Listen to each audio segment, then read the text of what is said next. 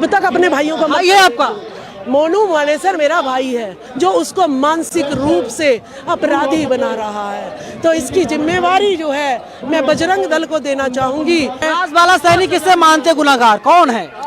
जितने भी ये दल चल रहे हैं, विश्व हिंदू परिषद, बजरंग दल, आरएसएस, चाहे कितने भी धर्म के नाम पर संगठन चल रहे हैं जो भाई से भाई को कटवाने के काम करते हैं, उन सारे संगठनों को तुरंत बंद कर देना चाहिए। वहाँ शिक्षा दी जाए, पाखंड और अंधविश्वास ना दिया जाए। दूध को बहा रहे हैं, घी को जला रहे हैं और मूत को पी रहे हैं, कैसा भारत बना रहे हैं।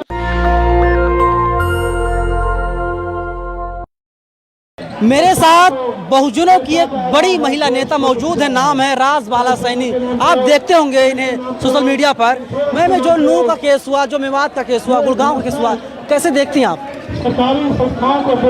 मुझे कुछ ओबीसी के व्यक्ति राजस्थान के मिले, उन्होंने कहा मैडम मैं 13 साल की उम्र का था, हम कांग्रेस से जुड़े हुए थे, हमें आरएसएस में भर्ती करा दिया गया, हमें मुसलमानों के खिलाफ हमारे अंदर जहर जो है भरा गया, हमें भड़काया गया कि हमें मस्जिद को तोड़ना है।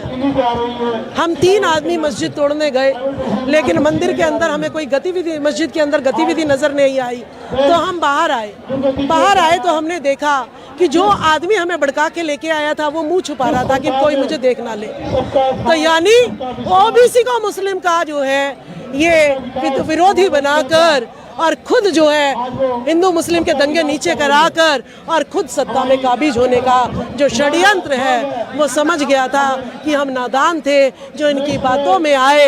ये कभी भी हमें मंदिरों में ना तो गल्ले के मालिक बनाते हैं, ना मंदिर की कमेटी में रखते हैं, बस हमसे चंदा मांगते हैं और हमें कावड़ लाने के लिए ये लोग उकसाते हैं। वही कांड आपने देखा होगा, मोनू बजरंगी मोनू मानेसर कह के मीडिया ने उसको दोषी करार कर दिया, लेकिन मैं किसी व्यक्ति को दोषी नहीं मानती, मैं उस संगठन को दोषी मानती हूँ जो उसको मानसिक रूप से अपराधी बना रहा है। तो इसकी जिम्मेवारी जो है मैं बजरंग दल को देना चाहूंगी कि क्या वो मोनू मानेसर को मंदिरों के गल्ले का मालिक बनाएगा? क्या वो मोनू मानेसर की दम पर मोनू मानेसर मर्द है जो सामना कर रहा है? तुम क्या हो जो भड़का के पीछे छिप जाते हो और हमें आगे कर देते हो? षड्यंत्रकारी, तुम्हें अब हम बख्शेंगे नहीं। मोनू मानेसर नहीं, वो मोनू यादव है। ओबीसी को भड़काया जाता है। जब मंडल कमीशन लागू हुआ, आडवाणी ने कहा कि है मेरे ओबीसी के भाइयों जो है एससी समाज और जो है आरक्षण मांग रहा है और इसको श्री राम के नारे लगाओ और अपना जो है अधिकार पाओ। और हमारे ओबीसी के लोग जो है मंडल कमीशन को छोड़कर कमंडल में भागीदारी हो गई और जिसकी वजह से जो ओबीसी को एमपी एमएलए में आरक्षण मिलना था, बड़ी नौकरियों में आरक्षण मिलना था, वो रह गया। मोनू मानेसर इनोसेंट है?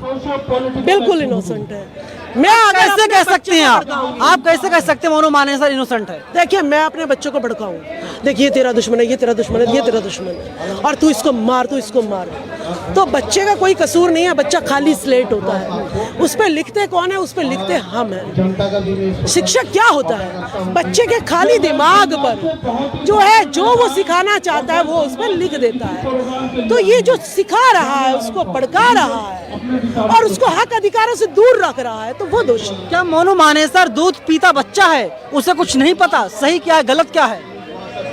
जब 2015 से पहले ना मैं सावित्रीबाई फुले को जानती थी, नहीं जानती थी आप? मैं ज्योतिबा फुले को नहीं जानती थी, मैं बाबा साहब अम्बेडकर को नहीं जानती थी, मैं झलकारी बाई को नहीं जानती थी, मैं फूलन देवी को नहीं जानती थी।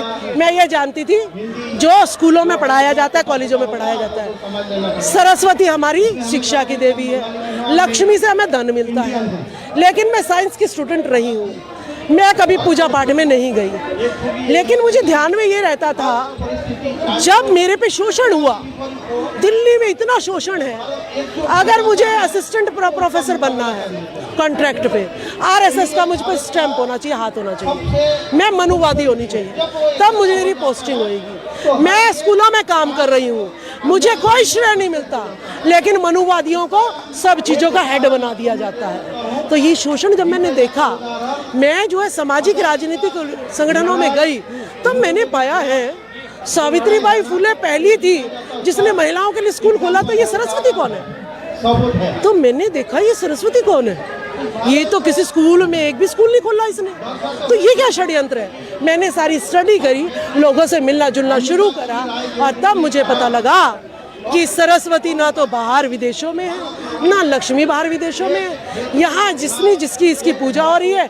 इतना ही लोग जो है धन के लिए तरस रहे हैं। 90% लोग जो है धन, जमीन और संपत्ति से दूर है, और शिक्षा में भी आप देखेंगे 90% लोग आज नकली डिग्री लेके साक्षर हो रहे हैं, लेकिन शिक्षा पे भी शिक्षित नहीं है। मोनू मानेसर पर जो आप बयान दे रही हैं, यही बयान सरकार दे रही है, हरियाणा सरकार यही बयान दे रही है, और मोनू मानेसर बचा रही है, और तमाम लोग कह रहे हैं कि मोनू मानेसर ही मेन एक्यूज्ड है।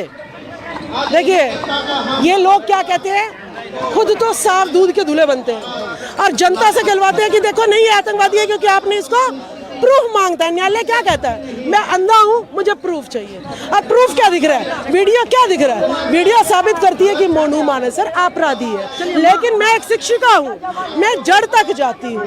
एक डॉक्टर जो है हिस्ट्री तक जाता है कि मेन बीमारी का कारण क्या है। तो मेन बीमारी का कारण इन्हें आतंकवादी बना कौन रहा है, इनको जो है दंगों के प्रति जो है भड़का कौन रहा है, इन्हें हिंदू मुस्लिम करा कौन रहा है, तो मैं उसको दोषी मानती हूँ।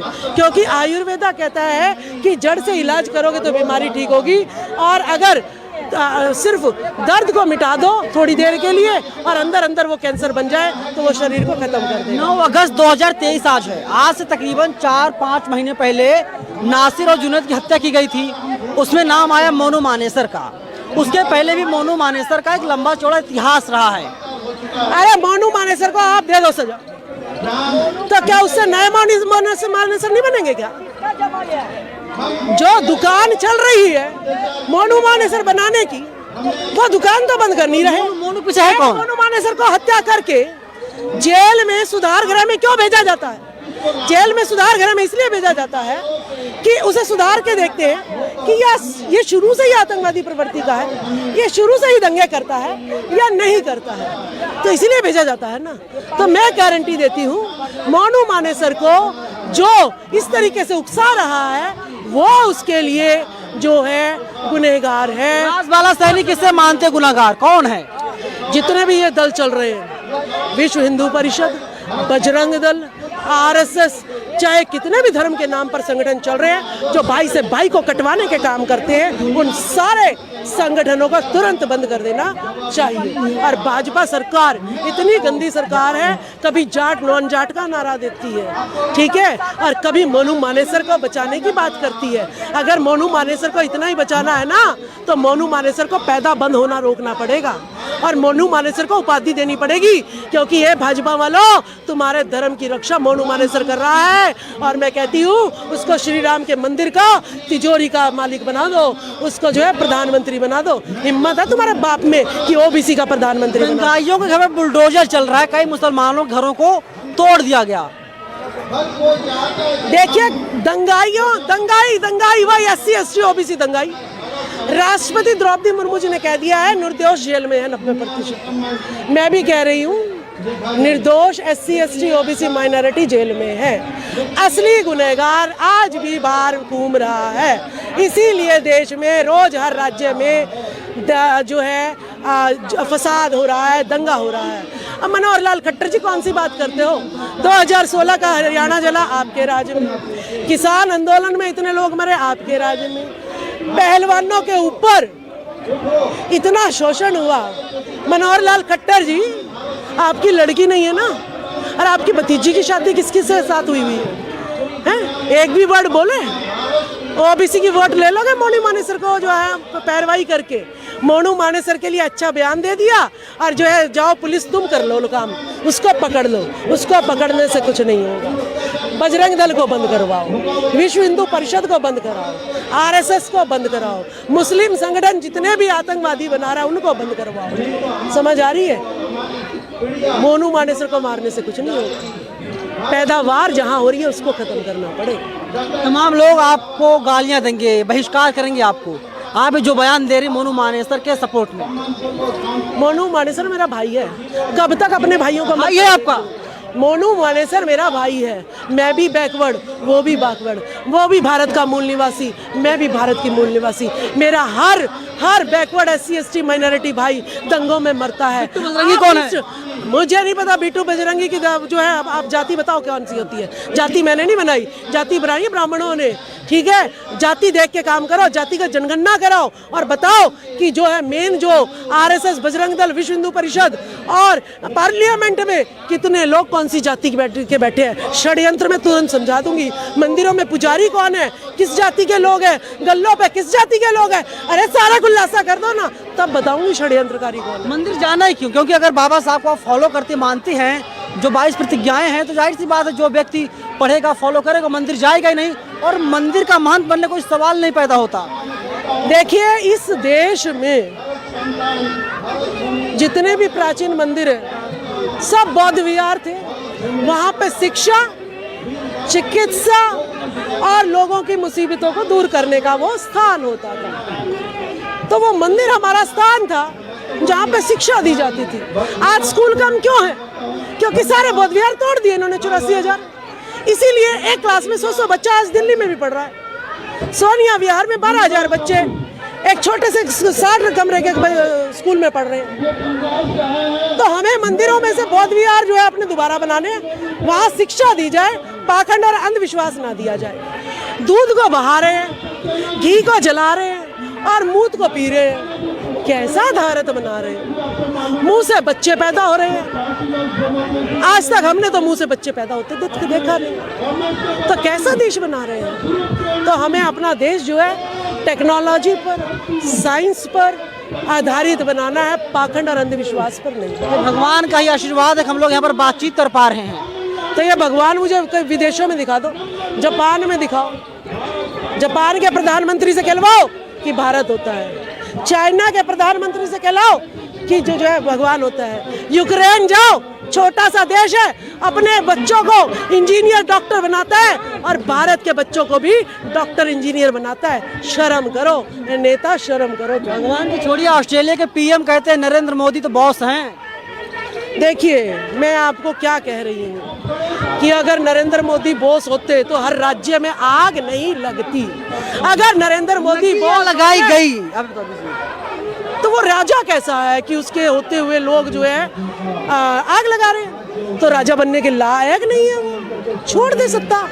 हर राज्य को फुकवाने से अच्छा अगर आप राजा बनने के लायक। सम्राट अशोक के काल में किसी की हिम्मत थी कि वो आग लगा दे? तो यानी आप राजा बनने के लायक नहीं है, तो छोड़ दो। और अगर आप लगवा रहे हो तो भी गद्दी छोड़ दो।